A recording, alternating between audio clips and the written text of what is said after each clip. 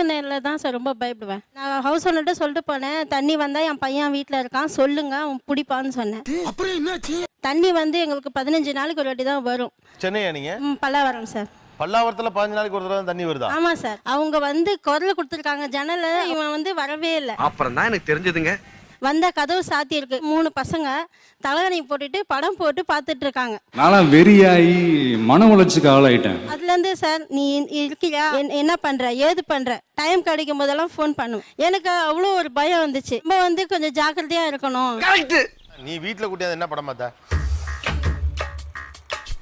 இதை சொல்லிட்டு நாளைக்கு நடமாட முடியுமா தெரியலையா? சில டைம் தனியாக அம்மா சமைச்சிட்டு இருப்பாங்க, போயிட்டு மன்னிச்சிருமா தெரியாம பண்ணிட்டோம் அப்படின்னு சொல்லிட்டு 2 முன்னாடி காலை கூட விழுந்திருக்கேன். நீங்க அது கூட சீரியஸா எடுத்துக்க மாட்டேங்கிறீங்க. நீங்க உணர்ந்து அதை செய்யல. எதை வச்சு அப்படி சொல்றீங்க? நீங்க இப்ப கூட உணர்ந்த மாதிரிலாம் எனக்கு தெரியல. மறுபடியும் தப்பு செய்யறதுக்கு ஒரு அவங்களை சமாதானப்படுத்துறீங்க, அவ்வளவுதான். தப்ப ஒரு கட்டத்துல நீங்க உணருங்க. தவறு உங்களுடையதுன்னு திங்க் பண்ணா தவறுன்னு நினைங்க. இவ்வளவு நாளா மூடி கிடந்த அறிவு கண்ணே நீங்க திறந்துட்டீங்கயா. உங்க அம்மா நினைச்சிருந்தா வேலைக்கு போகாம உங்களை வேலைக்கு அனுப்பியிருக்கலாம். ஹவுஸ் கீப்பிங் ஒர்க் பண்ணி உங்களை ஒரு கல்லூரியில படிக்க வச்சிருக்காங்க. அதை மட்டும் ஞாபகத்துல வச்சுங்க. சாரி கோபி, தப்புதான்பா. காலையில சமைச்சிட்டு போக்குல அந்த சாப்பாடு இருந்துச்சுன்னா ஈவினிங் சாப்பிட மாட்டாங்க. என் பையன் இருக்கான் பாருங்க சார், அவன் அப்படியே பட்னியா படுத்தாலும் படுப்பான், அது இருக்கிறத சாப்பிட மாட்டான். நான் ஃப்ரெஷ்ஷா ஏதாவது செஞ்சு கொடுத்தாதான் சாப்பிடுவேன். அந்த மாதிரி என்னங்க அர்த்தம்? இதோ தவறுங்க. ரெகுலரா வேலைக்கு போறதுனால இப்படி நடந்து போச்சு. I feel guilty. What is that? இந்த 10th + 2ல மார்க் கொஞ்சம் கம்மியா இருந்தா சார், நம்ம ஒரு நாளாவது லீவ் போட்டு நம்ம பக்கத்துல இருந்திருக்கலாமே அப்படின்னு. கவலைப்படாதப்பா. பொண்ணு ஏஜ் அட்டன் பண்ணப்போ நான் வீட்டில் இருக்க முடியல சார். வீட்டில் இருந்து நான் நல்லா கவனிக்கலையோன்னா இப்போவும் ஃபீல் பண்ணுவேன். மறக்க முடியல. ஒரு மாதிரி படம் பார்த்துட்டு இருந்தான்னு சொல்லிட்டு நான் போகாம இருந்திருந்தா தப்பு பண்ணியிருக்க மாட்டான்னு ரொம்ப ஃபீல் பண்ணேன் சார். சரி, இப்ப ஃபீல் பண்ணி என்ன பிரயோஜனம்? he need a brother or sister.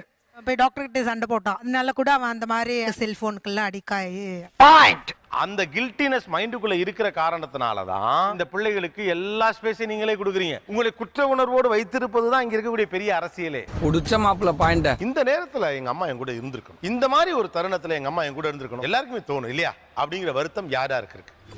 உங்ககிட்டயே சொல்றேன், உட்கார் ப்ளீஸ். நான் பிறந்து 5 daysல பாட்டி கூட்டிட்டு போயிட்டாங்கன்னு சென்னை ரயில்வே ஸ்டேஷன்ல நின்று சொல்றாங்க இதுதான் உன் அம்மா. 4 yearsக்கு அப்புறம் தான் சொல்றாங்க இதுதான் உன் அம்மா. 8th அப்புறம் தான் அம்மா அப்படின்னு தெரிஞ்சது. 8th வரைக்கும் எனக்கும் அம்மாக்கும் உள்ள ரிலேஷன்ஷிப்பே கிடையாது. ஏன்னா அவங்களுக்கு அவ்வளோ ஒர்க் பண்றாங்க, அவங்க இன்னும் ஒர்க் பண்றாங்க. நாங்க பிறந்த பொறப்பு அப்படியா?